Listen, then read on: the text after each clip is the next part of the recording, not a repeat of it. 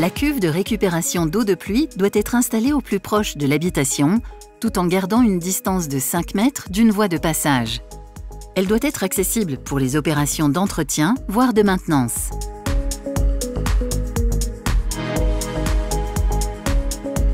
Avant de débuter le chantier, un tracé par marquage est obligatoire. Ensuite, creusez un trou suffisamment grand pour recevoir la cuve sans permettre son contact avec les parois de la fouille. Prévoir 20 à 30 cm de remblai latéral. Si le sol n'est pas assez résistant ou stable, réalisez une semelle en béton. Après avoir stabilisé le fond de la fouille, déposez un lit de sable sur une épaisseur de 10 cm, parfaitement de niveau et surtout sans cailloux.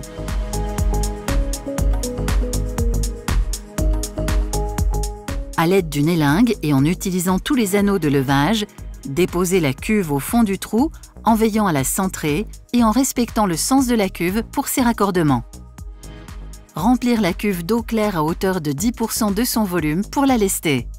Repositionnez le filtre et le raccorder à la cuve. Remblayez autour de la cuve avec du sable ou matériaux sableux par couches successives tassées par arrosage. Le compactage avec un engin mécanique est interdit. Il reste à réaliser les tranchées et les raccordements de la maison vers la cuve.